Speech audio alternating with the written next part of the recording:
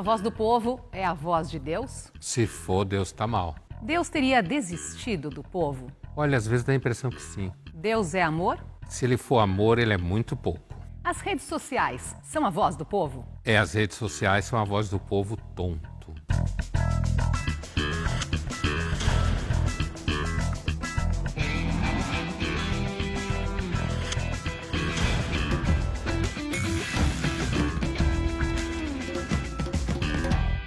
A voz do povo é a voz de Deus. De onde vem essa afirmação? O que isso significa na prática? E nas sociedades violentas e preconceituosas? Que voz é essa? O que quer dizer essa frase, Pondé? A voz do povo é a voz de Deus. Olha, essa frase é, antes de tudo, do povo, né? Acho que Deus, compreendido como, digamos assim, entre aspas, o objeto da religião cristã, judaica e muçulmana, que é o mesmo Deus, né? Você vê que até mesmo dentro da mesma família do mesmo Deus, a moçada não se dá muito bem o tempo inteiro, né?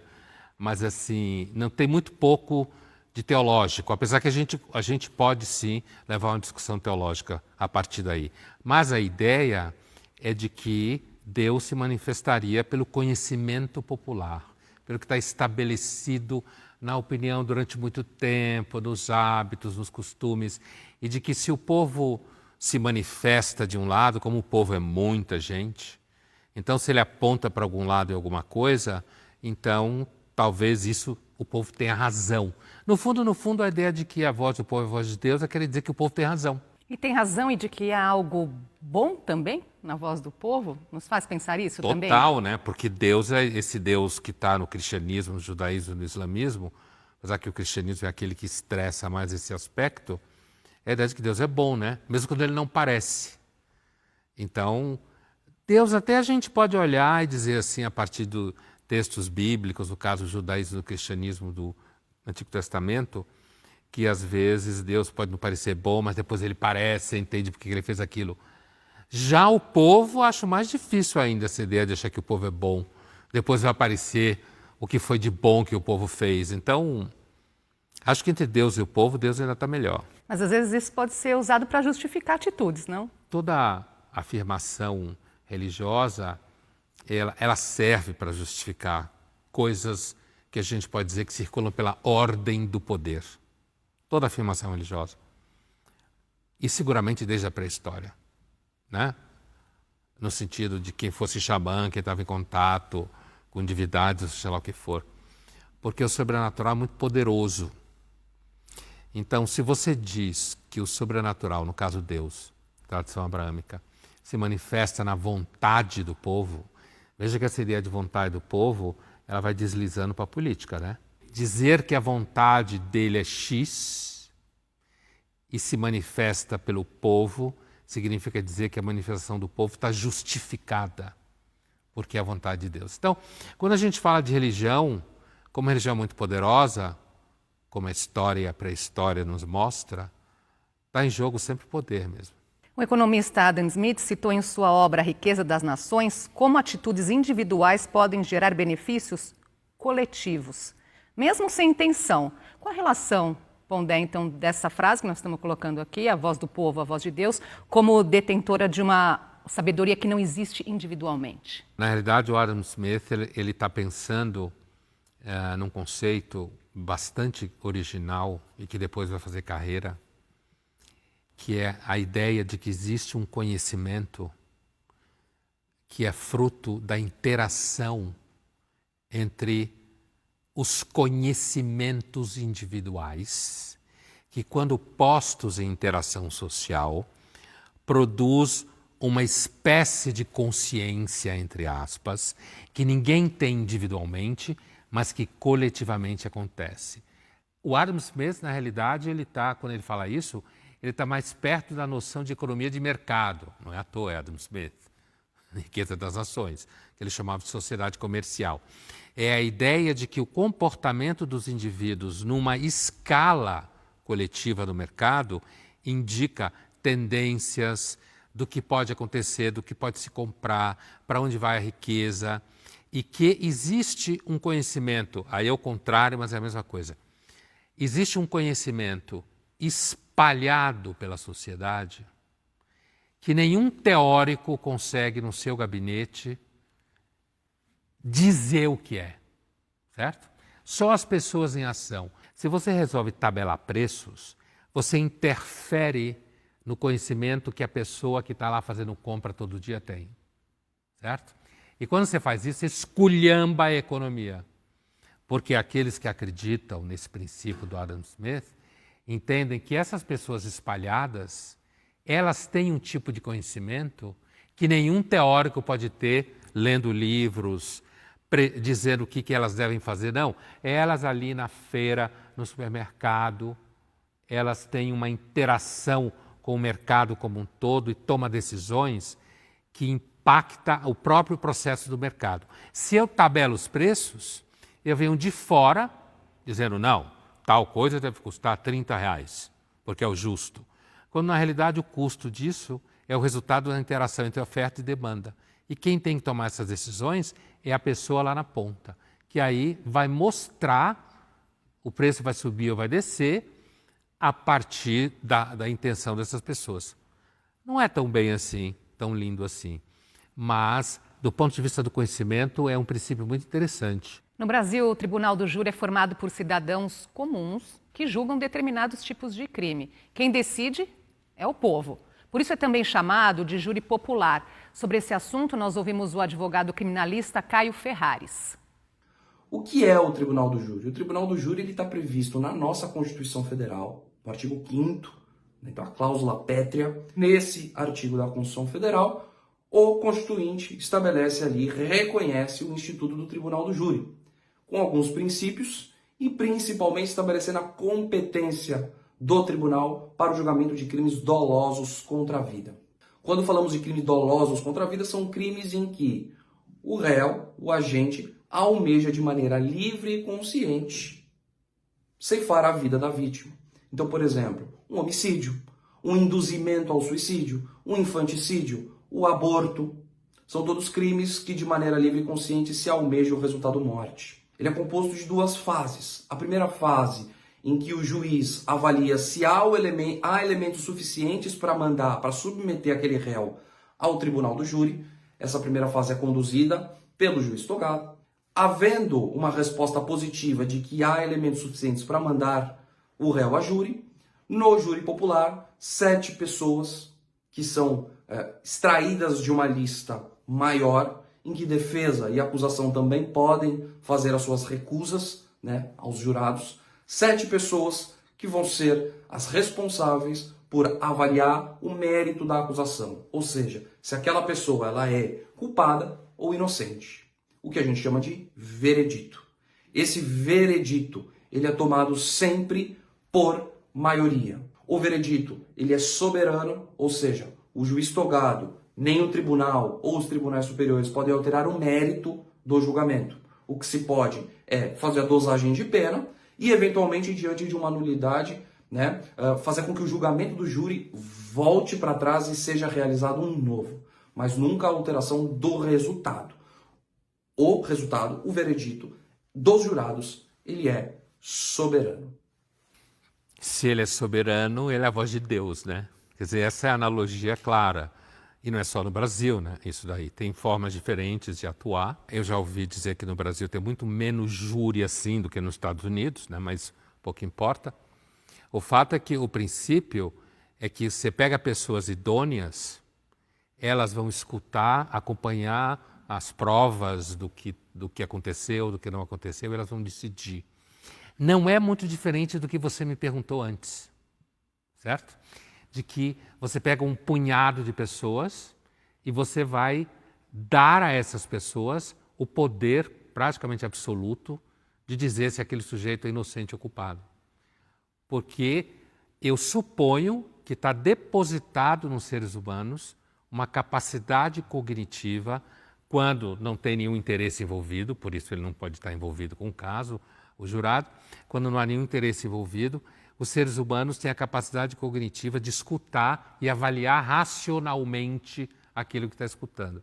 Então, esse tipo de júri é uma espécie de confissão de fé na capacidade racional que os seres humanos têm, quando não condicionados por interesses e conflitos de interesses, de avaliar uma situação como essa. Há perigo em acreditar que a voz da maioria é sempre soberana? Eu acho que há um perigo danado nisso, total.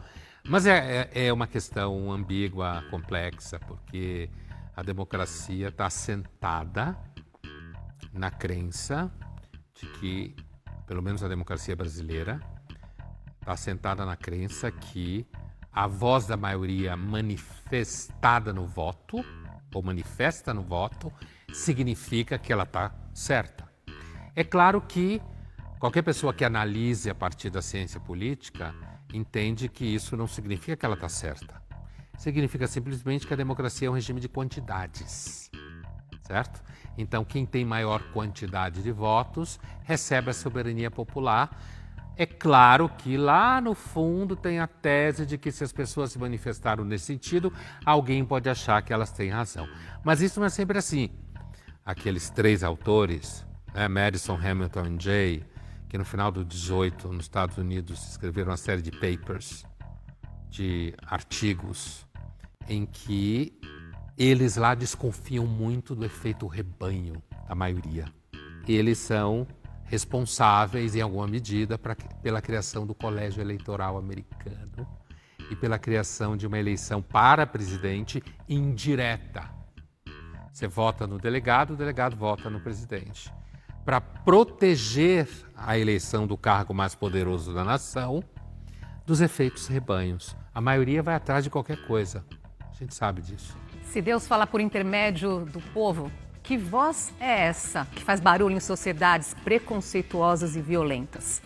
A gente volta já.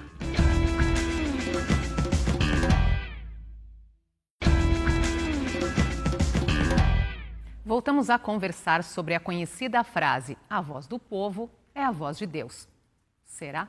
Vamos trazer a opinião da teóloga Gisele Canário e do cientista político Vitor Oliveira.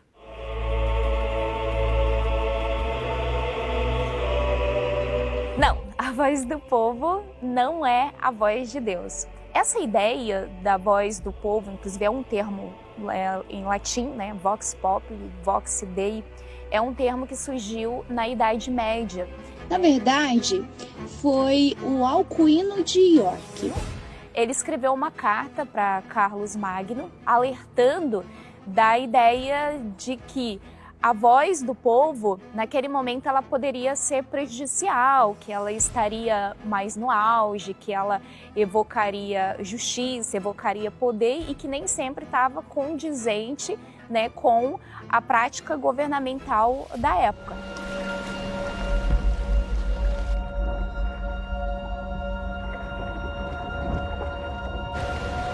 Não tenham medo! Sou eu! Jesus? Como? Impossível! Então, o que a gente percebe nessa interpretação é que, ora, a vontade do povo é uma e, ora, a vontade de Deus pode ser outra. Que nem sempre essas vontades, elas estão condizentes uma com a outra. Então, quando você fala que a voz do povo é a voz de Deus, depende, por exemplo, da forma como nós compreendemos também a voz de Deus, né? Porque se você tem uma compreensão de que Deus é um justiceiro, né? De que Deus está a serviço de um determinado grupo, que Deus está a serviço de uma determinada linha de poder, então essa voz que vai governar. Biblicamente, esse termo, essa compreensão desse termo, não o termo em si, mas a compreensão desse termo, ela age dentro de um sistema político.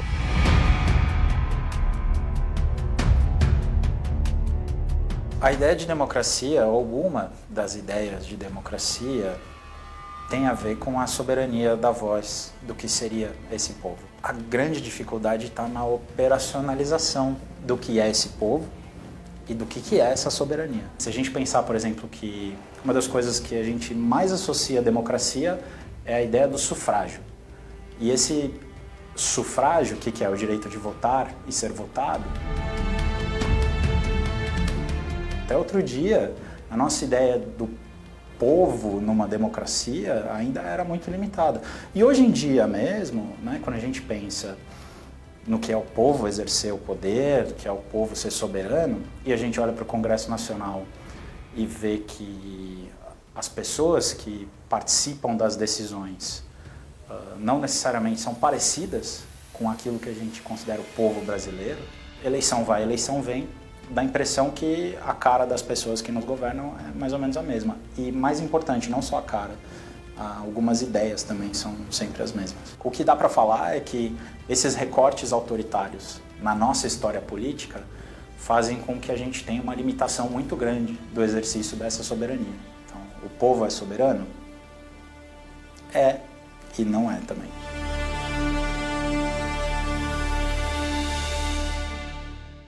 Primeiro, no caso da teóloga, quando ela se refere à questão do Carlos Magno, é interessante porque ali, na realidade, ele está sendo chamado a atenção por fato de que ele não pode, digamos assim, fazer muita coisa que o povo não reconhece valor, porque ele podia sofrer com isso.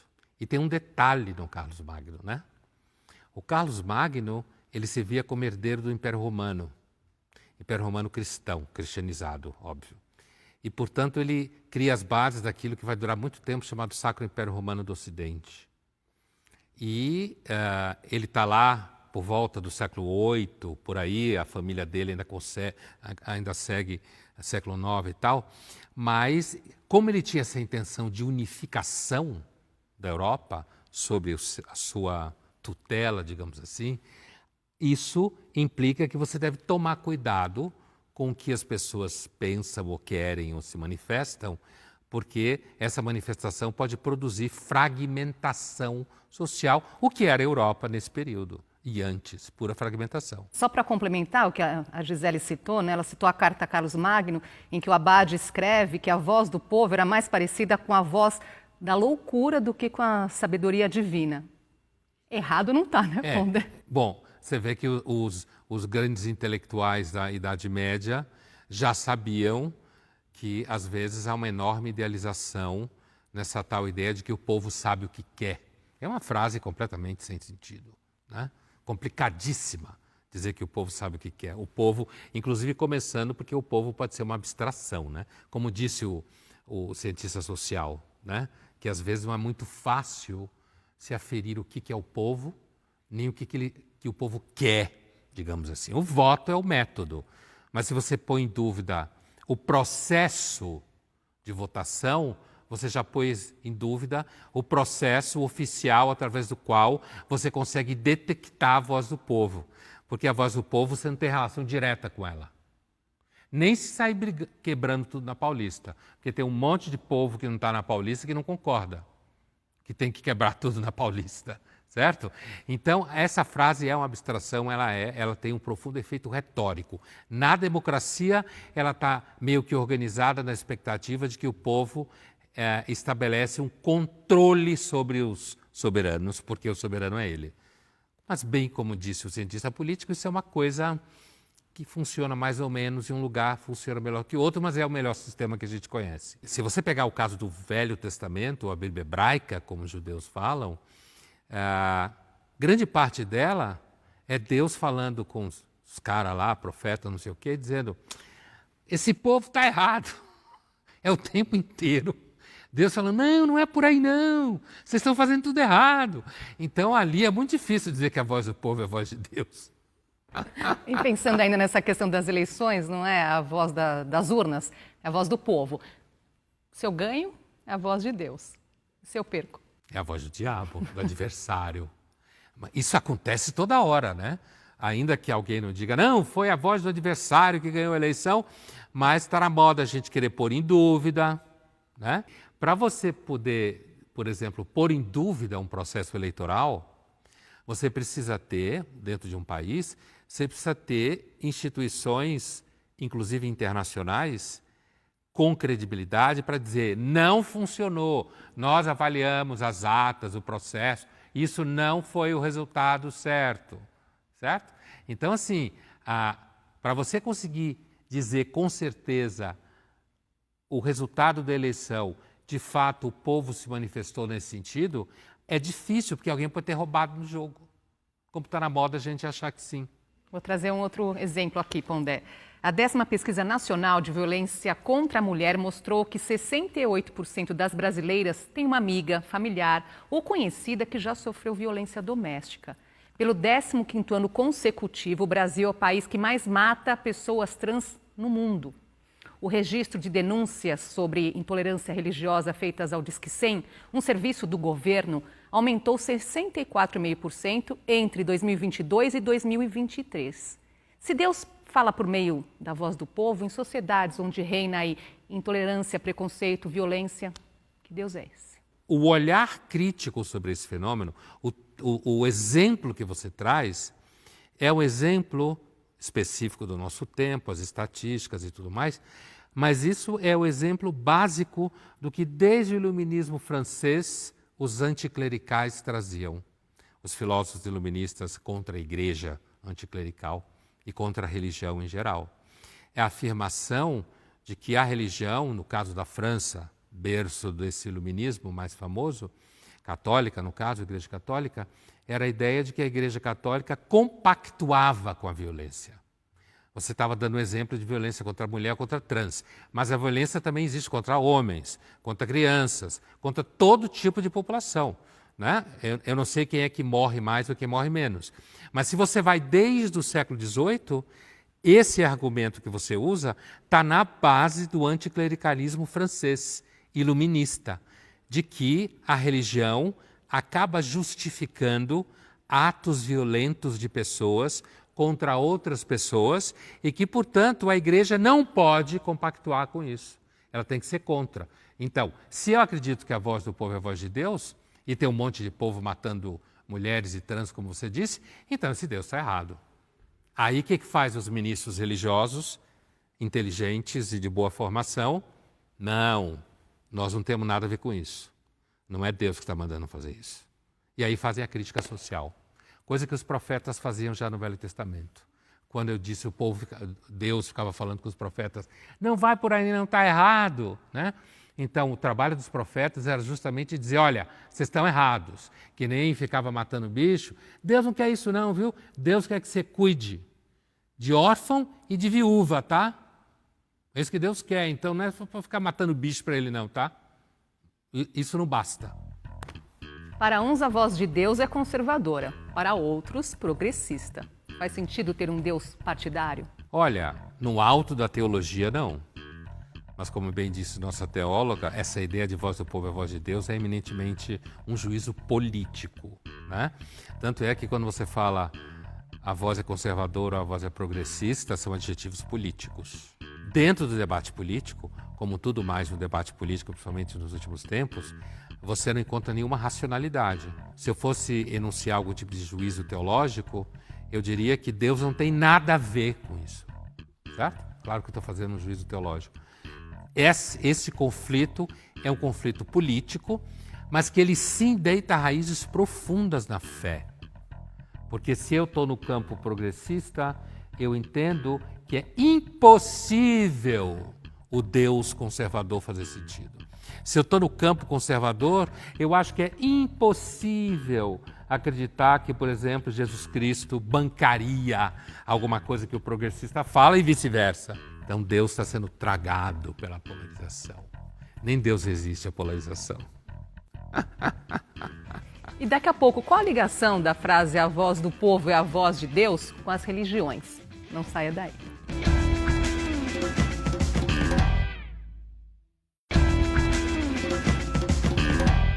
A voz do povo é a voz de Deus? Fizemos essa pergunta nas ruas. Vamos ver. Olhando do ponto de vista religioso, que a gente é imagem e semelhança, a gente pode considerar que sim. Mas, como a gente é ser humano e racional, eu acredito que não. A gente não é a voz de Deus, não. Eu não acredito que a voz do povo seja a voz de Deus, porque eu acredito que nós vivemos em um país e em um tempo muito polarizado, onde as pessoas têm opiniões muito distintas. Eu acredito que a voz de Deus sempre será soberana em relação a isso, e não a voz do povo necessariamente. Acredito que não, porque Deus é uma forma perfeita e nós não somos perfeitos, nós erramos, nós temos muitos muitas coisas que não é a imagem e semelhança dele, então eu acredito que não. O povo tem muito impacto nas decisões de tudo, então a gente pode argumentar que sim, a voz do povo é a voz de Deus, porque tudo que a sociedade pode dizer, pode fazer, tem impacto no nosso dia a dia. Então, acho que sim. Eu acredito que a voz do povo é a voz que vai se unificando a cada dia e acaba se construindo uma verdade absoluta. Então, eu acredito sim que a voz do povo é a voz de Deus, mas o que seria Deus também? Historicamente falando, sempre que o povo ele se juntou, a gente conseguiu bastante coisa. Então, a voz do povo é a voz de Deus, sim. Eu acho que, em uma parte, sim, é a voz do povo, mas, em outra parte, isso aí tem que ser visto com um certo critério e cautela, porque não é todo mundo que tem um conhecimento técnico, crítico, aprofundado, e acaba indo atrás da opinião da mídia e de terceiros. Apenas isso. A gente teve aí quase uma série de pessoas apontando diferentes visões, né? Interessante, né?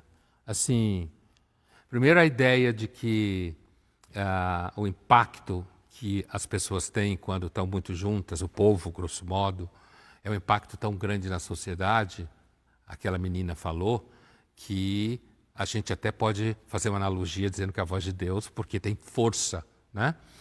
Uma outra pessoa também falou que uma mulher falou que quando o povo se une, o povo consegue muita coisa, não necessariamente isso seja a voz de Deus, mas o povo tem poder quando ele se une. A gente lembra, inclusive, na época da ditadura, o povo unido jamais será vencido, que se falava nas ruas, não sei o quê. Mas a verdade é que o povo unido também já fez muita besteira, né? O povo já lixou pessoas, gozou com pessoas sendo torradas na fogueira, certo? Invadiu, estuprou um monte de mulheres. Então, essa muitas ideia... guerras, não é? Inclusive as guerras todas. Então, assim, a ideia de que quando o povo se une, ele consegue muitas coisas, me pareceu que ela pensava coisas em termos de avanços sociais, isso é mais ou menos verdade. A não ser que eu impute a ação do povo, mesmo na violência, como sendo justa. Certo? Que eu pense, por exemplo, que não era o caso de Deus no meio, mas que eu pense, por exemplo, como Lenin, como Trotsky, os bolcheviques da Revolução Russa, de que aquela violência toda, aquele massacre todo que aconteceu na Rússia durante 3, 4 anos, a partir da Revolução de 17, que isso tudo faz parte da história e que tinha que acontecer mesmo, e a história é feita de sangue e massacre de ossos de pessoas. Se eu não penso nisso, então eu tenho que reconhecer que às vezes quando o povo se une, ele faz coisas ao contrário do que alguém podia imaginar que era amor ou alguma coisa assim, né? Agora, a gente teve opiniões ali que ia na direção de entender que de alguma forma, teve a primeira mulher que falou, de alguma forma a voz do povo é a voz de Deus, o raciocínio dela foi interessante assim, porque nós somos feitos à imagem e semelhança de Deus, né? Aí depois ela parou e falou, mas a gente tem tanto problema que não deve ser não. Quer dizer, porque nós somos imperfeitos, né? Nós somos imperfeitos e Deus é perfeito, então o que a gente faz não pode ser o que Deus quer. O que a gente percebe é que as pessoas têm um repertório que dá para refletir sobre esse tema bastante bem, indo para direções diferentes. Né? Mas, de certa forma, sempre nos faz pensar se tem alguma ligação com a religião. E pensando na história das religiões, tem alguma ligação? Não tem uma ligação que a gente consiga fazer um trajeto linear, né? Mas,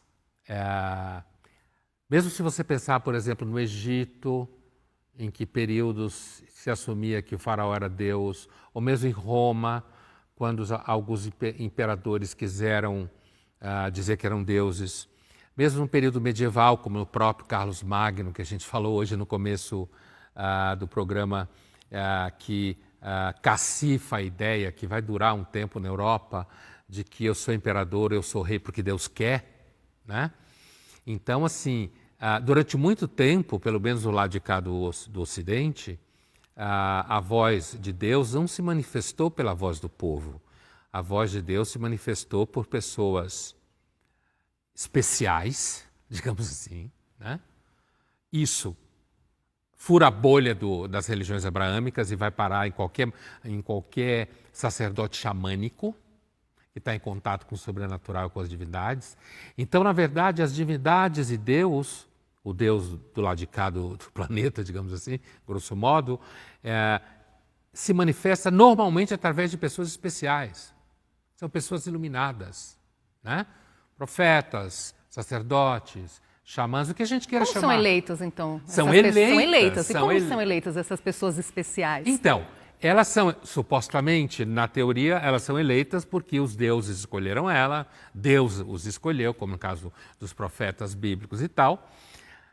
Mas se você observar, se você pegar, por exemplo, os profetas bíblicos, fazendo uma avaliação meramente histórica, né? Não do ponto de vista da fé, é claro, a gente pode dizer que ali você tem um período que existe uma cultura hebraica antiga e que a população acreditava que existiam pessoas através de quem Deus falava, os profetas, né? E isso que ele falava era, na realidade, o ponto de vista dele. A ideia de que profeta ficava prevendo o futuro não é muito correta do ponto de vista bíblico. O profeta, ele, na realidade, faz uma crítica ao povo a partir do ponto de vista de Deus, no sentido de para onde o povo deve ir. Então, eu estou dando esse exemplo pelo seguinte: você tem uma cultura específica, não só a hebraica antiga, que autoriza a crença popular de que existem pessoas escolhidas por Deus e que elas, portanto, têm credibilidade para dizer o que Deus quer. Olha só essa pergunta aqui que chegou nas nossas redes sociais. Hélio Daniel, se a voz do povo é a voz de Deus, é possível ser ateu? É claro. Inclusive, para muita gente, a partir do que a gente viu aqui, a partir do que você acabou de me perguntar, inclusive, pode ser um argumento para um ateu de que é um argumento fraco, na verdade. Eu não acredito em Deus porque, olha aí, dizem que a voz do povo é a voz de Deus, olha o que o povo faz. É um argumento fraco, porque nenhuma teologia, como disse bem a nossa teóloga, ou qualquer um que conheça um pouco o assunto, nenhuma teologia no âmbito abraâmico, onde tem um Deus único, né, judeu, islâmico e cristão, afirma que a voz do povo é a voz de Deus. Mas é claro que se eu for assumir que a voz do povo é a voz de Deus e sustentar a minha fé em Deus aí, tá lascado você, né? Vai virar ateu, vai acordar perdendo a fé, coitadinho. É melhor não ir por aí. Participe da nossa conversa, mande sua pergunta, seu comentário para as redes sociais da TV Cultura usando a hashtag Linhas Cruzadas. A depender de alguns ouvidos, seria melhor que Deus não falasse nada? Dependendo dos deuses, eu invejo os surdos. Na realidade, eu estou fazendo uma espécie de paródia de uma fala do estoicismo, que é: quando lembro do que falei, invejo os mudos. Fiz um jogo assim. Dependendo dos deuses ou do que eles estão falando, eu invejo os surdos, né? Porque, claro, dependendo do que os ditos sacerdotes, os deuses ou de Deus estão falando, eu invejo os surdos, porque seria melhor se não ouvisse, se eu não estivesse ouvindo, né? Mas é claro, como você falou um pouco antes, que se eu parto do pressuposto da dúvida com relação à legitimidade da voz de quem diz estar falando por Deus, se eu ponho dúvida em cima dessa legitimidade, estou fora. Não me atinge, porque eu não acredito. Esse, na realidade, é o grande trunfo do ateu. É claro que tem ateu por aí que é ateu chato, fica pregando para todo mundo e tal. Mas é um grande trunfo. Por exemplo, vou dar um exemplo que não é do âmbito judaico-cristão. Alguém diz para você que vai acontecer alguma coisa ruim. Algum tipo de sacerdote, seja lá de que linhagem religiosa for. Se eu não acredito nisso, tchau. Se eu acredito, eu vou ficar sofrendo, vou gastar dinheiro, entende? Eu vou entrar num ciclo concreto da economia religiosa, tá? E gastar dinheiro não é a única coisa, eu crio todo um mecanismo psicológico. Se eu não acredito, você diz que vai acontecer isso, tá bom, obrigado, tchau. Eu não acredito, não funciona. No próximo bloco, a voz do povo nas redes sociais. A gente volta já.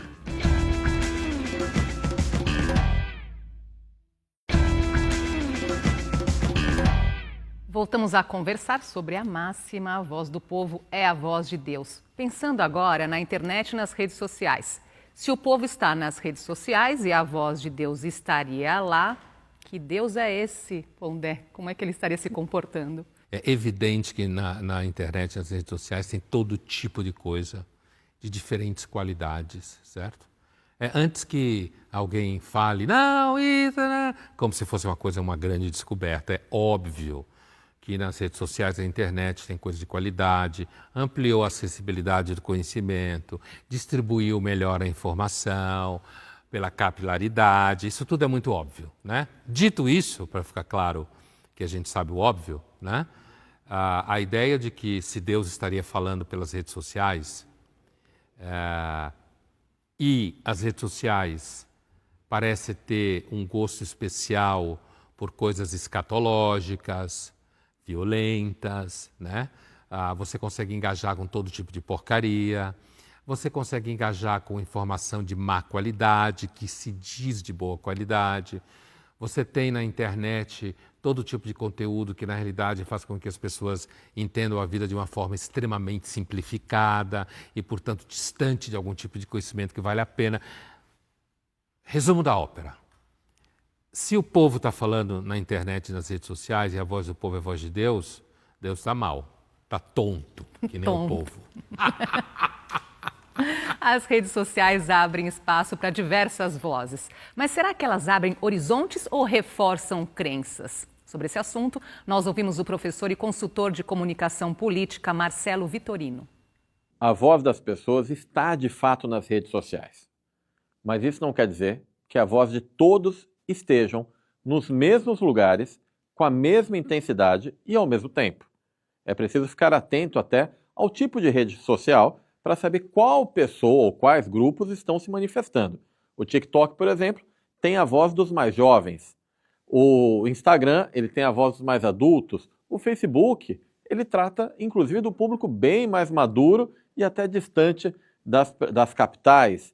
Então, você tem redes sociais em que as pessoas se manifestam mais ou menos, e aí, claro, de acordo com o seu discurso, esse discurso vai ser propagado ou atenuado. Aquelas vozes que são mais tranquilas, mais suaves, terão bem menos, vamos dizer assim, exposição do que as vozes que são mais polêmicas ou ruidosas.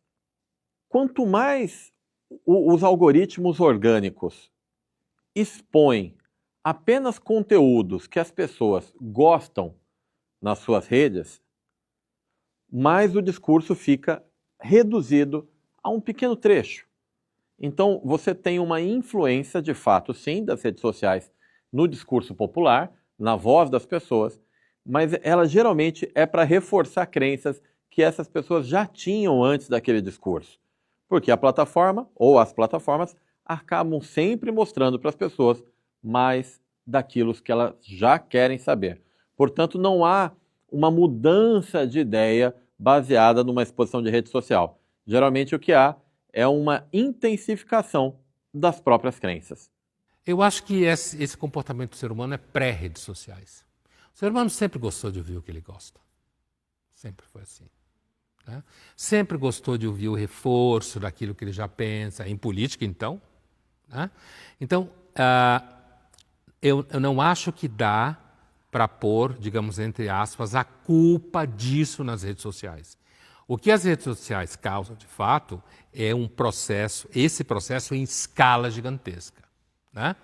E causa também, digamos assim, um aumento da espessura das paredes da bolha. Né? Porque fica todo mundo dentro da sua bolha e é muito fácil perceber isso quando você está exposto a esse tipo de fenômeno e você está do lado de fora, você não frequenta as bolhas, mas você está exposto às bolhas e você percebe como as informações que vêm das diferentes bolhas são completamente reduzidas, são caricaturais, são pobres em termos de espessura de sentido. Né? Então, o que a gente pensa, é preciso furar a bolha para você ter uma ideia, uma dimensão maior do que as sociedades pensam, não é? Mas muita gente se nega a perceber, a dizer que está numa bolha? É porque, primeiro porque... Dá um exemplo prático para a pessoa entender que às vezes ela está mesmo numa bolha. Eu vou dar o mesmo exemplo em 2 grupos, que a polarização é a coisa mais fácil disso. É quando você só frequenta um tipo de grupo, certos grupos que têm posições políticas iguais às suas. Isso é o exemplo mais banal, porque é absolutamente verdadeiro. Você vai ver que bolhas progressistas, você tem linguagem específica, meme específico, interpretação, cancelamento de pessoas específicas. Do lado de cá, você tem a mesma coisa, né? Então, isso é um exemplo de bolha muito claro. Então, as bolhas funcionam assim, elas reforçam aquilo que a gente quer. O que eu dizia há pouco é que eu acho que, sem dúvida nenhuma, a internet e as redes sociais reforçam isso, mas eu acho que isso é uma tendência humana, cognitiva humana. A gente gosta de ouvir aquilo que a gente já pensa. Tapa os ouvidos para que não interessa. Você tapa o ouvido para você não escutar qualquer coisa que põe em dúvida aquilo que você pensa. E é uma voz do povo nas redes que engana também. Não há nenhum indício na tradição abraâmica de que a voz do povo é a voz de Deus. Muito pelo contrário. No caso do cristianismo, basta lembrar do julgamento de Cristo.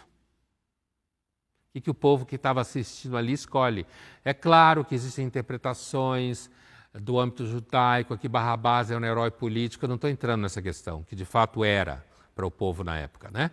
Mas assim, olhando do ponto de vista do evangelho enquanto tal e da religião cristã, ali é uma situação em que evidentemente o povo que estava ali não era a voz de Deus. Ah não, alguém levanta a mão e diz, quer ver? Eu torcer tudo? Porque Cristo tinha que ir para a cruz. Cristo tinha que ir para a cruz. Então, o povo tinha que escolher o Barrabás. Porque esse era o destino de Cristo, ir para a cruz. Então, naquela hora, Deus pode ter agido de uma forma que parece perversa, mas que tem o seu sentido. Está vendo que quando a gente interpreta pode ir para qualquer lado? Depende do que você quer ouvir, né? Exatamente. Ainda sobre essa questão de tecnologia, uso da internet, algumas pesquisas já mostraram que a inteligência artificial utiliza base de dados que reforçam preconceitos. Isso já foi visto na seleção para vagas no mercado de trabalho. Então, a máquina se baseia em currículos anteriores. Se aquela vaga teve mais homens, por exemplo, até então, assim vai continuar. O mesmo acontece com sentenças judiciais. A máquina tende a favorecer réus brancos e ser mais rígida com negros. Além de todo o ódio exposto nas redes, tem esses complicadores, os algoritmos que reforçam preconceitos. Que voz de Deus vai surgir daí, Pondé? Filosoficamente falando, os preconceitos no sentido moral, tem uma definição que é assim, o preconceito é uma reserva de moral espontânea, né? Do tipo assim, você está dirigindo na Marginal Pinheiros à noite, aqui em São Paulo, um carro que tem 2 mulheres, por exemplo, e o pneu fura, não tem step, porque hoje os carros não têm step, um monte deles, né? Então, não tem step, não sei o quê. E você vai ter que parar um carro. Será que você vai parar o carro que venha 4 homens dentro? Ou você vai parar um carro que venha uma família, por exemplo? Pai, mãe, 2 crianças. Provavelmente você vai parar o segundo carro. Essa sua escolha é um evidente preconceito. É a ideia que se tem 4 caras dentro de um carro, é a maior chance de que ele seja bandido. Então, o que acontece com eles, no caso? O que evidentemente não prova nada, mas você tem uma espécie de estatística espontânea funcionando.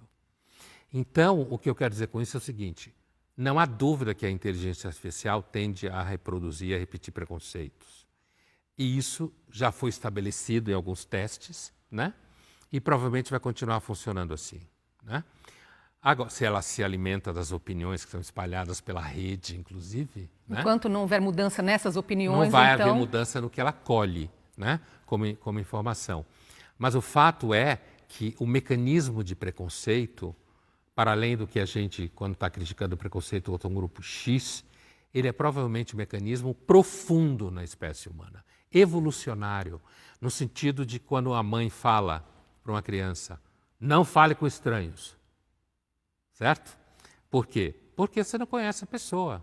E hoje em dia, por exemplo, eu diria que há um claro preconceito contra homens que trabalham com crianças em escola. Cada vez mais. A ponto de que, muitas vezes eu já falei, eu achava que era melhor só ter mulher trabalhando em escola.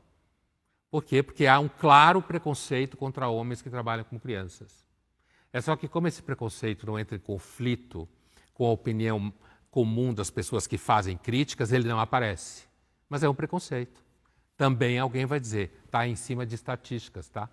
Vamos ver uma cena do documentário A Rede Antissocial, de 2024, que mostra como a internet começou a ter influência na vida real, mesmo sem ter essa intenção. Habbo Hotel was an online browser-based game. It was like chat room essentially, but you could go to different virtual spaces. There was like a rumor that Habbo Hotel was removing users who were using like black avatars. The 4chan users decided, hey, we're going to create black characters with afros and suits, and we're going to go en masse onto Habbo Hotel and just block access to entire areas. We were blocking the entrances to the pool, the infamous phrase, pools closed due to AIDS. Other hijinks, we would take all of our characters and form a swastika. Yeah, I know, we were dumb kids. Maybe looking back on it, it probably was not as innocent as people catching on to it might have assumed, but it didn't feel like that. In the moment, it felt like people were just being stupid, but then it did start to shift to people actually like trolling in real life. My 6-year-old and 8-year-old half-black grandchildren are not welcome in my subdivision's pool. Some try to explain it away as part of an internet phenomenon, and those who don't know of it are left out of the joke. Didn't feel inherently mean. It just felt like, okay, everyone's doing this. This is funny. A joke is when two people laugh. I'm not laughing. During our interview, Altorfer learned of a second flyer at the pool. It's a picture of me with an afro. And I tell myself it's just a bunch of racist, homophobic geeks. People started recreating Habbo Hotel in person, and this culture spawned out of it. We were growing up online together, figuring things out. We didn't know necessarily what was right or wrong. We didn't know what kind of culture we were building. We weren't really aware of those things, but we were building them. Olha, talvez por uma questão de geração, eu sempre acho esquisito gente que passa o tempo inteiro jogando no computador, né? E acaba meio que perdendo a noção da realidade. Como disse um dos entrevistados, eles achavam que estavam brincando. Só que, aparentemente, eles começam a brincar com certos signos que são complicados, né? E na medida que as pessoas aderem, elas começam a repetir coisas que numa brincadeira, num jogo, não era real, mas que acaba assumindo o risco de realidade. Não tem nada de ingênuo aí, né? Tem né? nada de ingênuo, como diz, inclusive, uma das pessoas. Desde o começo não era ingênuo, já que você estava brincando com aquilo, né? Você tinha gosto de brincar com aquilo. Mas, de novo, eu diria o que eu falei antes, há pouco, assim, eu acho que a mídia de massa, esse é um caso, né? Sempre teve o poder de fazer as pessoas aderirem a discursos violentos, desagradáveis. Toda a primeira metade do século XX a prova é isso. No caso, ele era o rádio, né? Era o rádio, né? Assim como nos anos 30, uma campanha de fotografias nos Estados Unidos estimulava, financiada por companhia de cigarro, estimulava as mulheres a fumarem, porque era visto como emancipação feminina. As mulheres fumarem, estimulava as pessoas, mulheres fumarem, paga por companhia de cigarro na época, né? Então, nesse caso aqui também, quer dizer, não acho que prova algo novo. Prova que o povo é tonto, certo? E que você influencia o comportamento das pessoas e que a ideia de que as pessoas sejam muito crivos sobre o que é moral ou não está longe de ser realidade. Inclusive porque se alguém gritar isso é moral, o outro vai dizer, por quê? Tudo não é relativo. A gente fica por aqui. Obrigada pela sua companhia e até a próxima.